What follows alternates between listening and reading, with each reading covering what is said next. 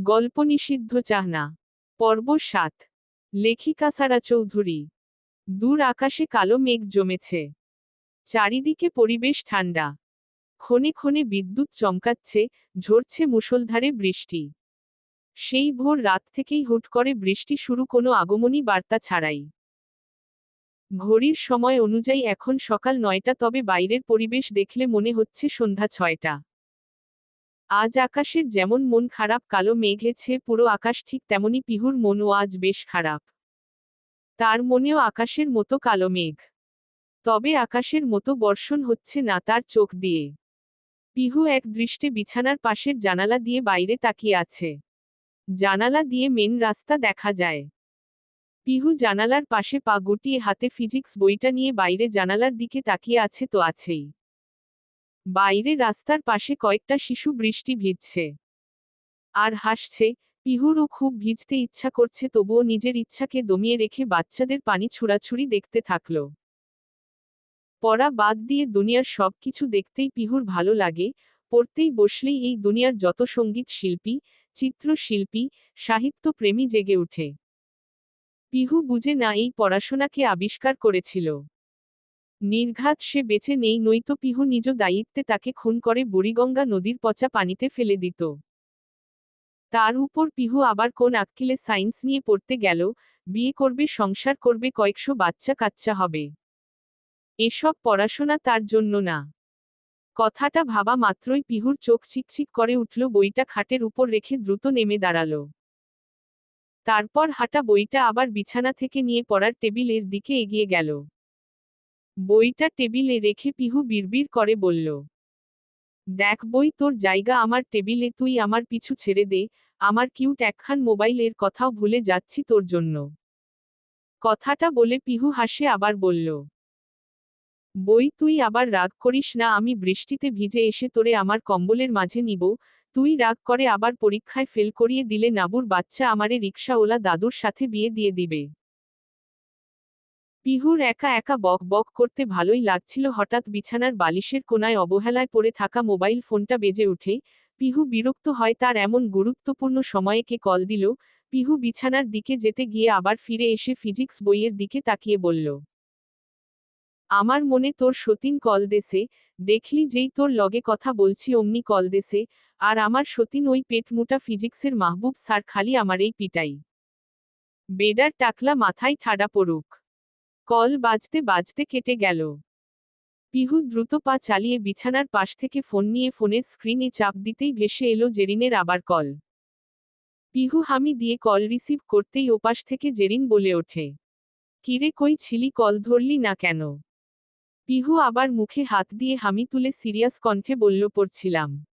তুই পড়ছিলি? কেন, কোনো সন্দেহ?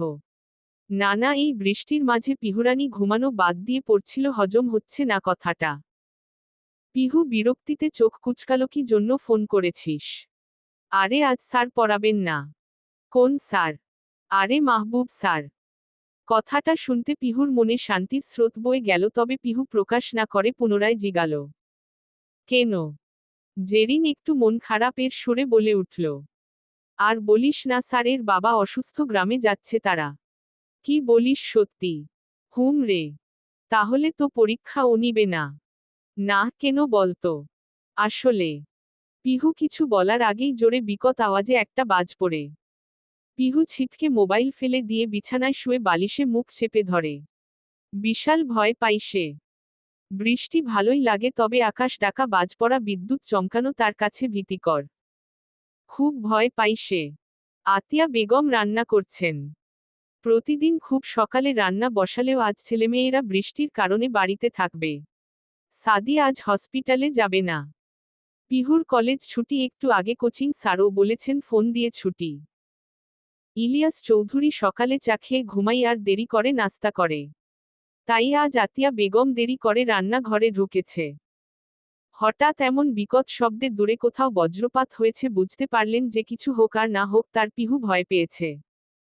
তবে এখন রান্না রেখে যাবে কি করে, তাই আর গেল না। মন দিল রান্নায়।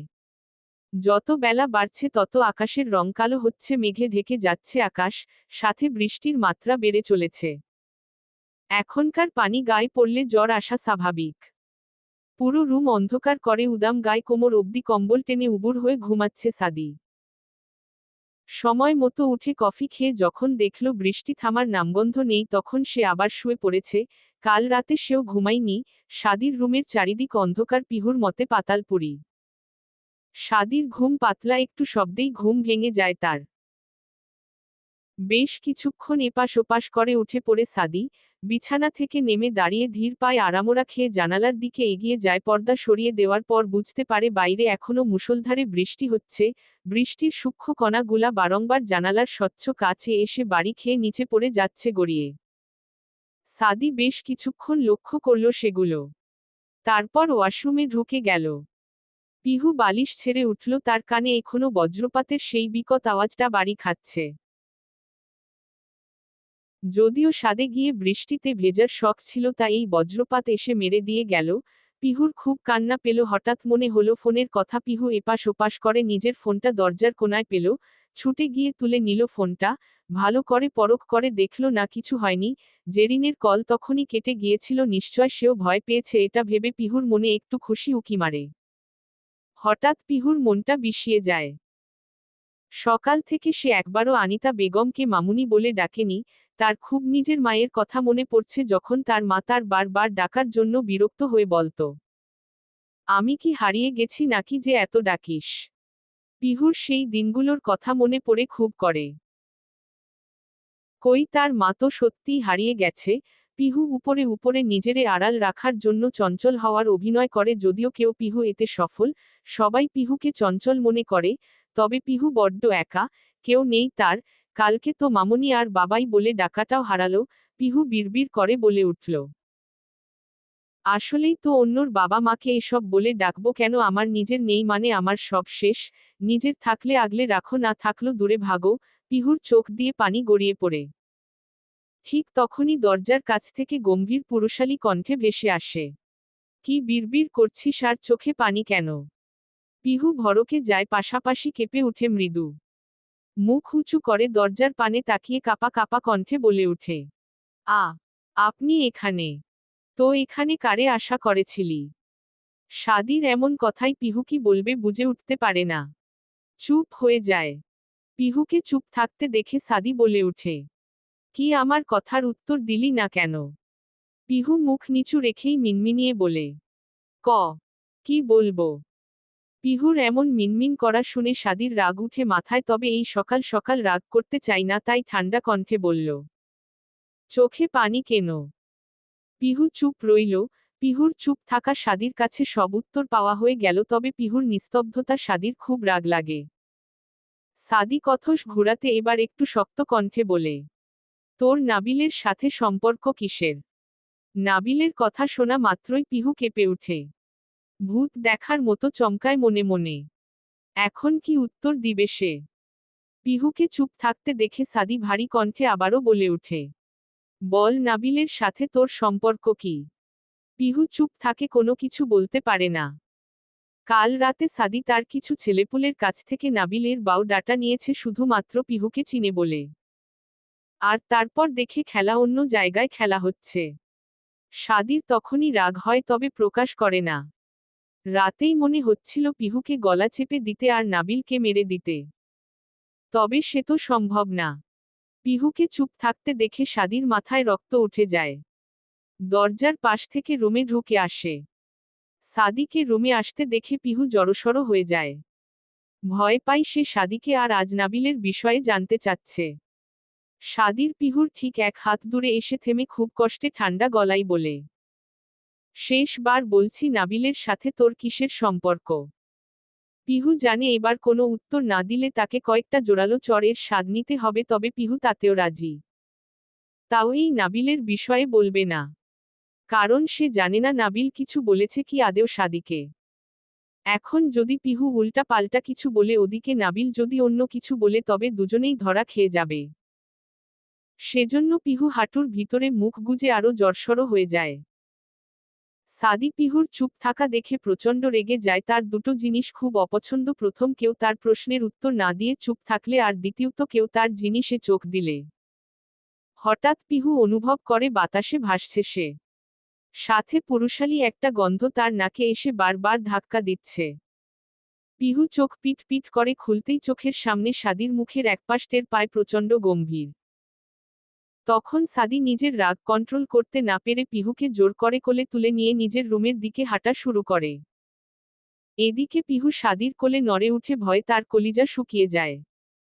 সাদি খুব শান্তভাবে নিচে একবার তাকিয়ে পিহুকে নিয়ে নিজের রুমে ঢুকে বিছানার কাছে এসে বিছানায় এক প্রকার ছুঁড়ে মারে পিহুকে। তারপর সাদি গটগট হেঁটে গিয়ে দরজার ছিটকানি সবগুলো লাগিয়ে দেয়, সাথে জানালা দরজা সব লাগিয়ে লাইট জ্বালিয়ে দেই। সাদির এমন করা দেখে পিহু ভয় পেয়ে যায়। এদিকে বিছানায় পড়ে নিজের কোমরে বেশ ব্যথা পেয়েছে পিহু। চোখের কোণে পানি এসে জমা হয়। সাদির এবার পিহুর সামনে এসে পকেটে হাত গুজে দাঁড়ায়, তারপর পিহুকে পরখ করে শান্ত কণ্ঠে বলে, এই মেয়ে তোর উড়োনা কই? সাদির কথায় পিহু নিজের দিকে তাকায়। এতক্ষণ তো গায়ে উড়োনা ছিল, এখন কই গেল? পিহু তাড়াতাড়ি করে দুই হাত বুক জড়িয়ে ধরে সাদির কমফর্টারটা টেনে নিল। সাদি শান্ত দৃষ্টিতে তাকিয়ে রইল তার ছোট সপ্তাদশীর দিকে। সাদির নাবিলের কথা মনে পড়তেই হাত মুষ্টিবদ্ধ হয়ে গেল, মুখের ভাবগতি শক্ত হয়ে গেল। সাদি এবার বেশ কঠিন কণ্ঠেই বলল, এবার বল নাবিলের সাথে তোর সম্পর্ক কি? এবার না বললে তোরে মেরাই ফেলব। পিহু কেঁপে উঠে, তবে কি বলবে সে, যে নাবিল তার বয়ফ্রেন্ড? না, এই কথা বললে সাদি তাকে মেরে ফেলবে। পিহু এবার ফুঁফিয়ে কেঁদে উঠল, এটাই একমাত্র উপায়। পিহুর এমন কান্না দেখে সাদি বেড সাইডে রাখা কাচের পানির জগটা ছুঁড়ে মারল মেঝেতে, সাথে সাথে বিকট শব্দে ভেঙে গেল জগটা। পিহুর কান্না থেমে গেল। সাদির রাগী দৃষ্টি দেখে পিহু আস্তে করে বলে উঠল, নাবিল ভাই হলো জেরিনের ভাই। জেরিন কে? নাবিল ভাইয়ের বোন। জেরিন তোর কি হয়? Best friend. তো নাবিল তোর কি হয়? ভা ভা ভাইয়া। তুতলাচ্ছিস কেন? ক কই? তো আজকাল মানুষ ভাইয়ার সাথে ফেসবুকে রিলেশনশিপ স্ট্যাটাস দেই বাহহ। কথাটা বেশ ব্যঙ্গ করেই বলে সাদি। তবে পিহুর আত্মা কেঁপে উঠে। পরশু রাতে নাবিল ওর বন্ধুদের সাথে ডেয়ার নেওয়ার কারণে স্ট্যাটাস দিয়েছিল, সেটা ডিলিট করতে মনে নেই।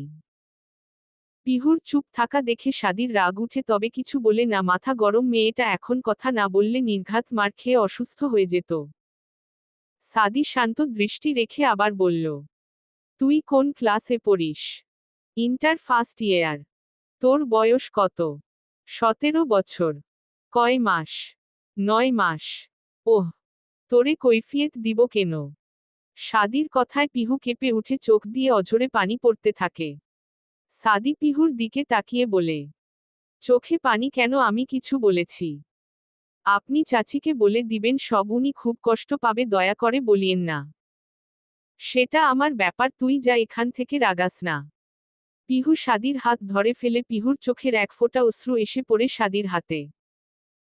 পিহু কেঁদে ফেলে। সাদি বিরক্ত, রাগ মিশ্রিত এক অনুভূতির শিকার, এক নিষিদ্ধ চাহনা তার মনে উতলে পড়ছে। সাদি পিহুর হাত ঝাড়া মেরে ছাড়িয়ে সপাটে চর বসালো পিহুর গালে।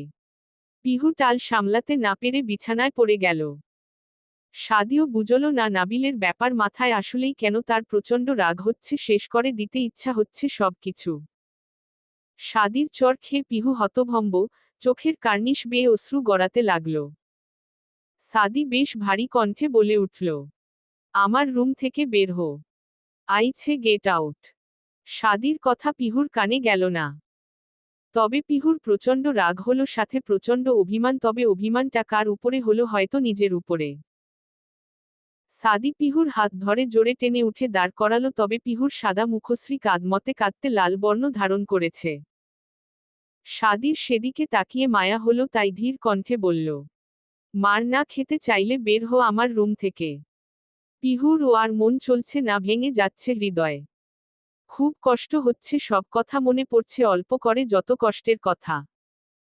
পিহুর রাগ হয় সেটা নিজের উপর, এমন পরিবারে জন্ম নেওয়ার জন্য প্রচণ্ড রাগ।